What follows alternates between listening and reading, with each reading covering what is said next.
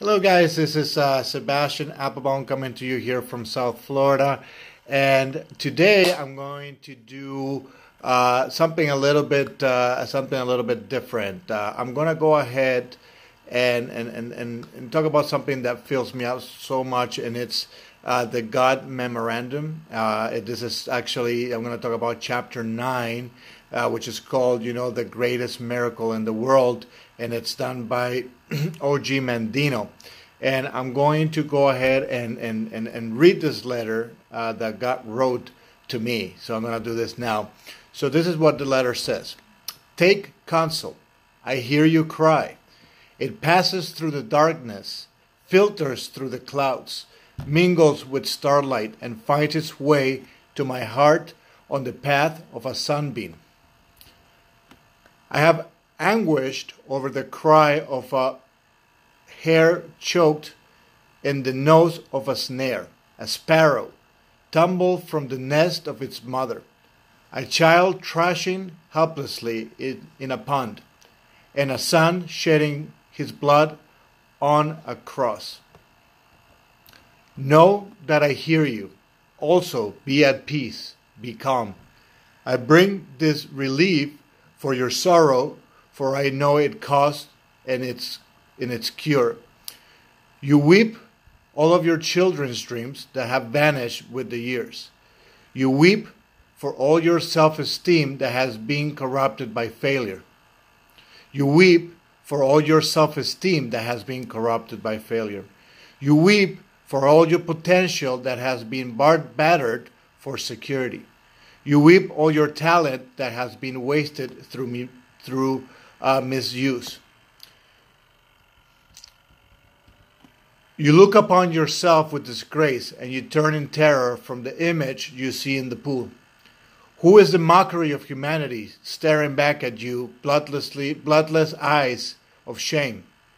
Where is the grace of your manner, the beauty of your figure, the quickness of your movement, the clarity of your mind, the brilliance of your tongue?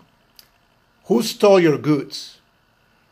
Is this thief identity known to you, as it is for me? Once you place your head in a pillow of grass in your father's field and look up at the cathedral of clouds and knew that all gold of Babylon would be yours in time. Once you read from many books and wrote on many tablets, convinced beyond any doubt that all wisdom of Solomon would be equaled or surpassed by you, and the seasons would flow into years until you would reign supreme in your own Garden of Eden. Dost thou remember who implemented those plans and dreams and seeds of hope with you? Wow, this is pretty strong. It keeps going. You cannot. You have no memory of the moment that first you emerged from your mother's womb and placed my hand on your soft brow.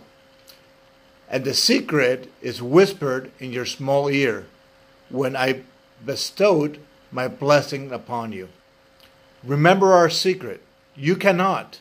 The passing years have destroyed your relocation, for that have filled your mind with fear and doubt and anxiety and remorse and hate, that there is no room for joyful memories where this beast habitate. Weep no more. I am with you. At this moment, in this divine line of your life, all that has gone before is like unto no more than that time you slept with your mother's womb. What is past is dead. Let the dead bury the dead. This day you return from the living dead. This day, like unto Eliah with the widow's son, I stretch myself upon this 3 times you live again. This day, like unto Elisha with the Shunammite son, I put my mouth upon your mouth, and my eyes upon your eyes, and my hands upon your hands, and your flesh is warm again. This day, like unto Jesus at the tomb of Lazarus, I command you to come forth, and you will walk from your cave of doom to begin a new life. This is your birthday. This is your new date of birth. Your first life, like unto a play of the theater, was on rehearsal. This time the curtains are up. This time the world watches and waits to applaud. This time you will not fail. Light your candles, share your cake, pour the wine, you have been reborn. Like a butterfly from its chrysalides you will fly. Fly as high as you wish, and neither the wasp, nor dragonflies, nor mantids or making shall obstruct your mission on your search for the true riches of life. Feel my hand, thy head. Attend to my wisdom. Let me share you again the secret you heard at birth and forgot. You are my greatest miracle. You are the greatest miracle in the world. Those were the first words you ever heard. Then you cried. They all cry. You did not believe me then, and nothing has happened in the intervening years to correct your disbelief. For how could you be a miracle when you consider yourself a failure at the most menial of tasks? How can you be a miracle when you have little confidence in dealing with the most trivial of responsibilities? How can you be a miracle when you are shackled by debt and lie awake in torment over whence will come tomorrow's bread? Enough. The milk that has spilled is sour. Yet how many prophets, how many wise men, how many poets, how many artists, how many composers, how many scientists, how many philosophers and messengers have I sent toward of your divinity, your potential for good lines and the secret of achievement? How did you treat them? Still I love you, and I am with you now, through these words to fulfill the prophets who announced that the Lord should set his hands again. The Son, the second time to recover the remnants of his people. I have set my hand again. This is the second time. You are my remnant. It is of not avail to task. Haven't you asked? Haven't you known? Haven't you heard? Hasn't it been told to you from the beginning? Haven't you understand from the foundations of earth? You have not known, you have not heard, you have not understood. You have been told that you are divine, that your divinity is disguised, a God playing a fool. You have been told that your special piece of work, noble is reason, infinite is faculties, express the admirable in form and moving like an angel in action, like a God in apprehension. You have been told that you are the salt of the earth. You were given the secret even of moving mountains and performing the impossible. You believe no one. You burned your map to happiness. You abandoned your claim to peace and mind. You snuffed out the candles that had been placed along your destined path of glory. And you stumbled, lost and frightened, in the darkness of futility and self-pity, until you fell into a hell of your own creation. Then you cried and beat your breast and cursed the lack that had befallen you. You refused to accept the consequences of your own pity, thought and lazy deeds, and your search for scapegoat on which to blame your failure. How quickly you found one. You blame me.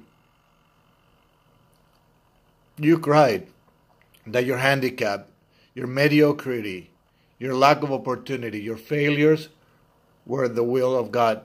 You were wrong. Let us take inventory. Let us first call a roll of your handicaps. For how I can ask you to build a new life, let you have the tools. Are you blind? Does the sun rise and fall without your witness?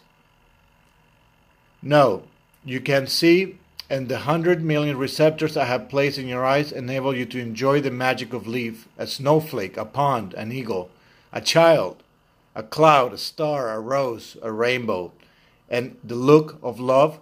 Count one blessing. Are you deaf? Can a baby laugh or cry without your attention? No. Can you hear? And the 24,000 fibers I have built in each of your ears, fibers to win into the trees, the ties on the rocks, the majesty on the opera, a robin's plea, children at play at the words I love you. Count another blessing. Are you mute?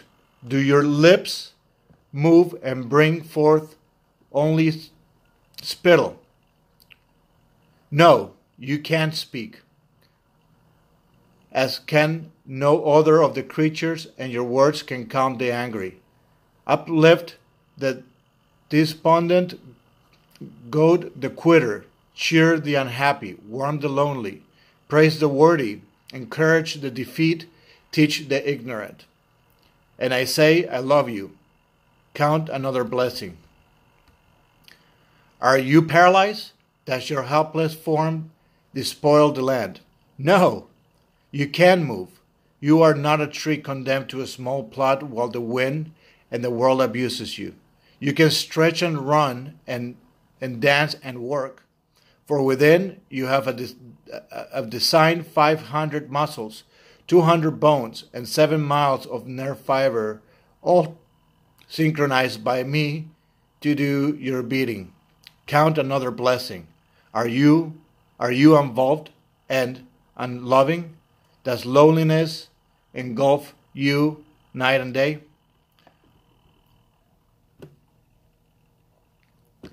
No more. For now you know love's secret, that to receive love it must be given with no thoughts in return. To love for fulfillment, satisfaction, or pride is no love. Love is a gift on which no return is demanded. Now you know that to love unselfishly it is to own reward. And even should love to be returned, it's not lost. For love to be reciprocated will flow back to you and soften a purity your heart can count another blessing. Count twice. Is your heart stricken? Does it leak and strain to maintain your life? No, your heart is strong. Touch your chest and feel the rhythm pulsating. How hours after hours, day, night, 36 million breaths each year. Year after year, asleep or awake, pumping your blood through then 60,000 miles of veins, arteries, and tubing. Pumping more than 600,000 gallons each year. Man has never created such a machine. Count another blessing. Are you diseased or skin? Are you diseased of the skin? Do people turn in horror when they approach you? When they approach? No, your skin is clear and marble of creation, needing only that you tend it with soap and oil and brush and care.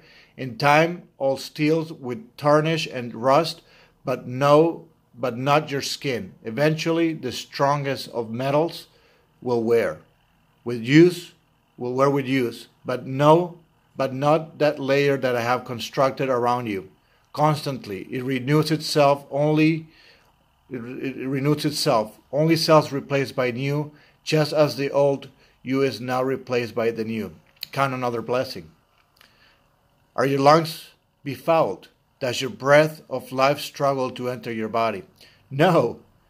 Your portholes to life support you even with the vilest of environment of your making, and the labor always to filter life-giving oxygen through 600 million pockets of folded flesh while they rid your body of gaseous waste. Count another blessing. Is your blood poisoned? Is it diluted with water and pus? No. With your 5 quarts of blood are 22 trillion blood cells, and within each cell are millions of molecules, in which each molecule is a atom oscillating at more than 10 million times each second. Each second, 2 million of your blood cells die to be replaced by 2 million more in a resurrection that has continued since your first birth. And it has always been inside, so now it's your outside. Count another blessing. Are you feeble? Are you feeble of mind? Can you no longer think for yourself? No, your brain is the most complex structure in the universe. I know. Within its 3 pounds and 30 billion nerve cells, more than 3 times as many cells as there are people on the earth, to help you file away every perception, every sound, every taste, every smell, every action you have experienced since the day of your birth. I have implanted within your cells more than 1,000 billion protein molecules. Every incident in your life is there waiting only your recall, and to assist your brain in the control of your body. I have dispersed throughout your form 4 million pain-sensitive structures, 500,000 touch detectors, and more than 200,000 temperature detectors. No nation's gold is better protected than you. No of your ancient wonders and greatest than you. You are my finest creation. Within you, it's enough atomic energy to destroy any of the world's great cities and rebuild it. Are you poor? Is there no gold or silver in your purse? No, you are rich. Together we have just counted your wealth. Study the list, count them again. Tally your assets. Why have you betrayed yourself? Why have you cried that all the blessings of humanity were removed from you? Why did you deceive yourself that you were powerless to change your life? Are you without talent, senses, abilities, pleasures, instincts, sensations, and pride? Are you without hope? Why do you cringe in the shadows of giant defeat, awaiting only sympathetic transports into the welcome void and dampness of hell? You have so much, your blessings overflow your cup, and you have been unmindful of them, like child spoiled in luxury. Since I have bestowed the upon of you in generosity and regularity, answer me, answer yourself. What rich man, old and sick, feeble and helpless, would not exchange all the gold in the vault for the blessing you have treated so lightly? Know then that the first secret to happiness is success, that you possess even now every blessing necessary to achieve great glory. They are your treasure, your tools, which to build starting today, the foundation for a new and better life. Therefore, I say unto you, count your blessings and know that you already are my greatest creation. This is the first law you must obey in order to perform the greatest miracle in the world, the return of humanity for living death. And be grateful for your lessons learned in poverty, for he is not poor who has little, only that has desired much. And true security lies not in the things one has, but in the things one can do without. Where are the handicaps that produce your failure? They existed only in your mind. Count your blessings. And the second law is alike unto the first. Proclaim your rarity. You had condemned yourself to potter's field, and there is you lay unable to forget your own failure, destroying yourself with self-hate, self-incrimination, and revulsion at your crimes against yourself and others. Are you not perplexed? Do you not wonder why I'm able to forgive your failures, your transgressions, your painful demeanor, when you cannot forgive yourself? I address you now for three reasons. You need me. You are not one of a herd heading to destruction in a great mass of mediocrity, and you are a great rarity. Consider a painting by Rembrandt, or a bronze by Degas, or a violin by Stradivarius, or a play by Shakespeare. They have great value for two reasons. Their creators were masters, and they are few in number. Yet there are more than one of each of these. On that reasoning, you are the most valuable treasure on the face of the earth. For you whom created you, and there is only one of you.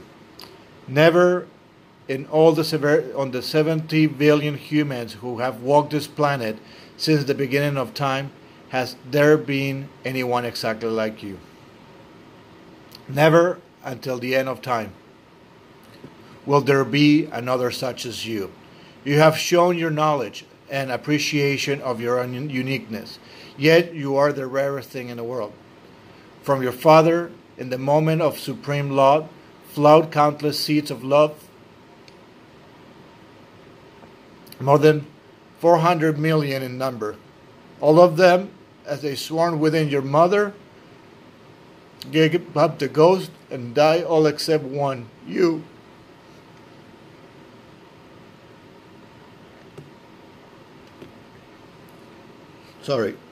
You alone, preserved with the loving warmth of your mother's body, searching for others, hath a single cell from the mother so small that more than 2 million would be necessary to fill an acorn, an acorn shell, yet despite impossible odds. Is that vast ocean of darkness and disaster you preserved, found that infinitesimal cell, joined with it, and began a new life, my life, your life. You are right, bringing you and thus every child the message that I was not yet the scourge of men. 2 cells now united in a miracle. 2 cells each containing 23 chromosomes, and within each chromosome hundreds of genes which you govern every characteristic about you, from the color of your eyes to the charm of your manner, to the size of your brain, with all the combinations at my command, beginning with the single sperm from your father, 400 million through the hundreds of genes in such of the chromosomes from your mother and father. I could have created 300,000 billion humans, each different from the other one.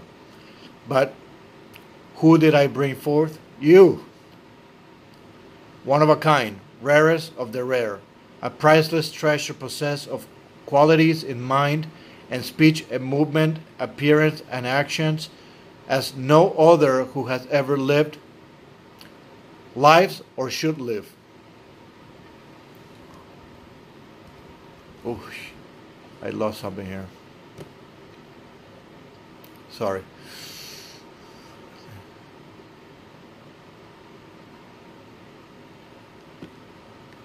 Why have you valued yourself in pennies when you are worth a king's ransom? Why did you listen to those who demean you? And far worse, why did you believe them? Take counsel, no longer hide your rarity in the dark. Bring it forth. Show the world, strive not to walk as your brother walks, not talk as your leader talks, no labor as you do mediocre, never do as another, never imitate. For how do you know that you may not imitate evil? And he would imitate evil always goes beyond the example set, while he who imitates what is good always falls short. Imitate no one. Be yourself. Be yourself. Show your rarity to the world, and they will shower you with gold. This then is the second law. Proclaim your rarity. And know have I received two laws. Count your blessings, proclaim your rarity. You have no handicaps. You are not mediocre. You nod, you force a smile, you admit your self-deception. What of your next complaint? Opportunity never 6D. Take counsel and it should come to pass. For now I give you the law of success is very in every venture. Many centuries ago this law was given to you, to your forefathers from a mountaintop. Some needed the law and law. Their life was filled with the fruit of happiness, accomplishments, gold, and peace of mind. Most listened not, for they sought magic means, devious routes, or waited for the devil called luck to deliver. To them, the riches of life, they waited in vain, just as you waited, and they wept, blaming their lack of fortune. The law is simple.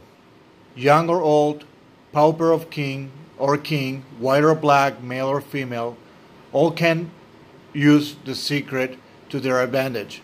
For all the rules and speeches and scriptures of success and how to attain it, only one method has never failed.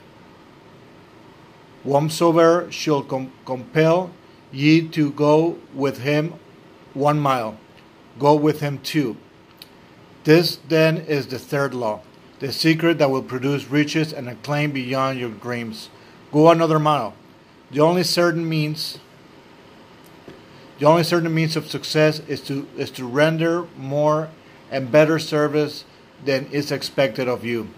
No matter what your task may be, this is a habit followed by all successful people since the beginning of time. Therefore, I say the sunless way to doom yourself to mediocrity is to perform only the work which you are paid. Think not ye are being cheated if you deliver more than the silver you received. For there is a pendulum to all life, and the sweet you deliver, if not rewarded today, will swing back tomorrow. Tenfold, the mediocre never goes another mile. For why should he cheat himself? He thinks, but you are not mediocre. To go another mile is a privilege you must appropriate by your own initiative. You must not avoid it, neglect it. Do only as little as the others, and the responsibility for your failure is yours alone. You can no more render service without receiving just compensation that you can withhold the rendering of it without suffering the loss of reward. Cause and effect, means and ends, seeds and fruits. This cannot be separated. The effect already blooms in the cause. The end pre-exists in the means, and the fruit is always in the seed. Go another mile. Concern yourself not. Should not serve an ungrateful master. Serve him more. As instead of him, let it be me who is in your debt. For then you will know that every minute, every stroke of extra service will be repaid. And worry not, should your reward not come soon, for the longer payment is withheld, the better for you. And compound interest on compound interest is the law's greatest benefit. You cannot command success, you can only deserve it. And now you know the greatest secret necessary in order to merit it rare reward. Go another mile. Where is the field whence you cried there was no opportunity? Look around thee. See where only yesterday you wallowed on the refuses of self-pity. You now walk tall and carpet of gold. Nothing has changed except you, but you are everything. You are my greatest miracle. You are the greatest miracle in the world. And now the laws of happiness and success are there. Count your blessings, proclaim your rarity, go another mile. Be patient with your progress, to count your blessings with gratitude, to proclaim your rarity with pride, to go an extra mile and then another. These acts are not accomplished in the blinking of an eye. Yet that which you acquired with most difficulty you retain the longest, as those who have earned a fortune are more careful of it than those by those who it has inherited. And fear not as you enter your new life. Every noble acquisition is attended with its risk. He who fears to encounter the one must not expect to obtain the other. Now you know you are a miracle, and there is no fear in a miracle. Be proud.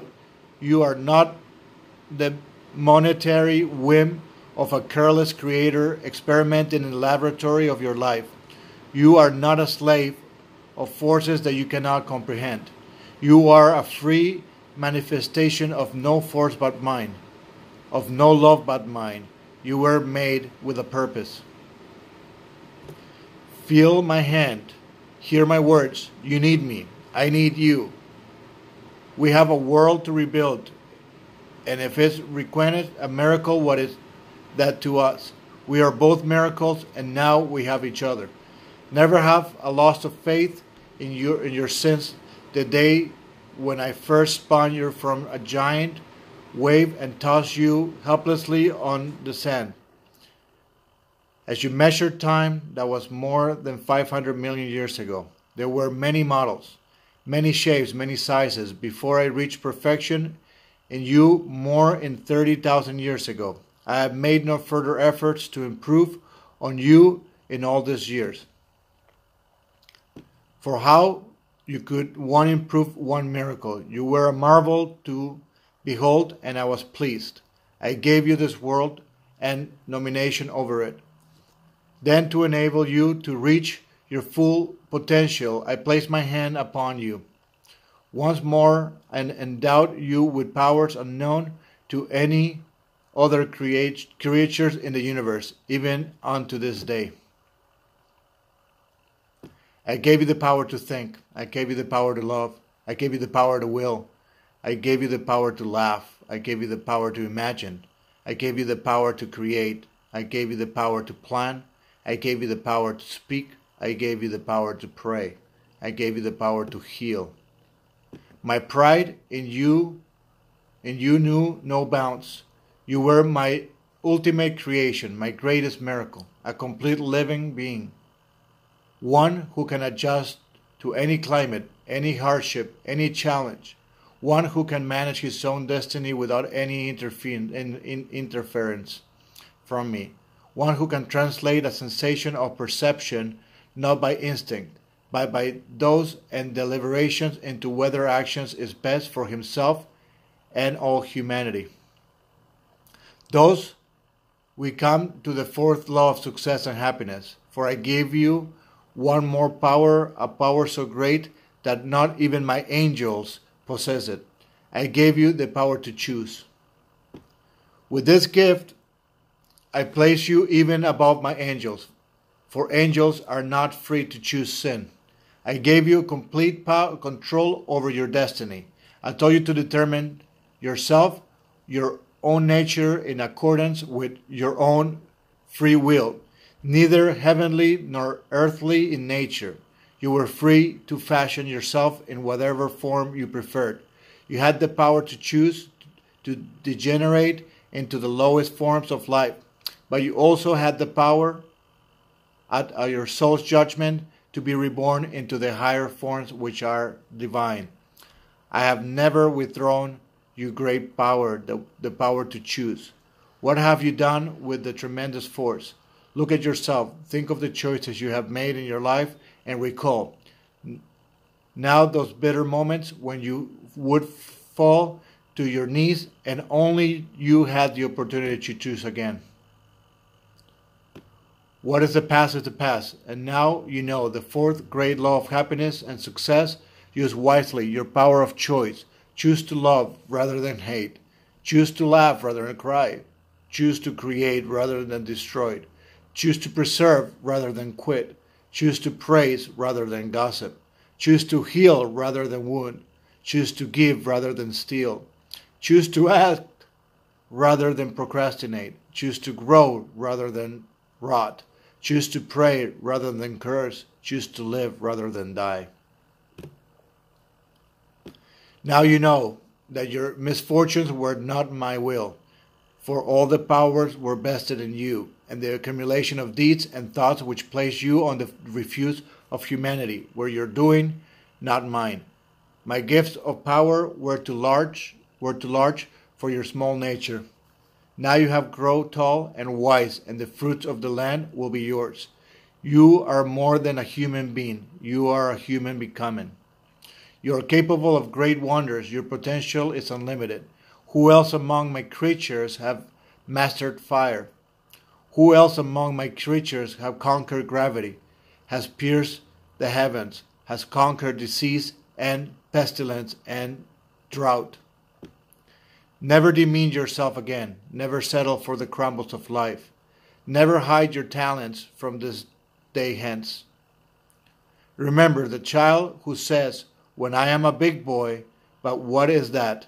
For the big boys to say, "When I'm a grown-up," and then the grown-ups say, "When I am web," but to be web, what is that after all? The thought then changes to when I retire, and then retirement comes, and then he looks back over it, and somehow he has missed it all, and it's all gone. Enjoy this day, today, and tomorrow. Tomorrow, you have performed the greatest miracle in the world. You have returned from the living death. You will feel self-pity no more, and each new day will be a challenge and a joy. You have been born again, but just before you can choose failure and despair or success and happiness, the choice is yours. The choice is exclusively yours, and I can only watch as before in pride or sorrow. Remember, then, the 4 laws of happiness and success. Count your blessings, proclaim your rarity, go another mile, use wisely your power of choice. And one more to fulfill the other 4. Do all the things with love. Love for yourself, love for all others, and love for me. Wipe away your tears. Reach out, grasp my hand, and stand straight. Let me cut the grip close that have bound you. This day you have been notified. You are the greatest miracle in the world. This was a letter that God wrote for me, and it was very, very emotional, and thank you for letting me do this.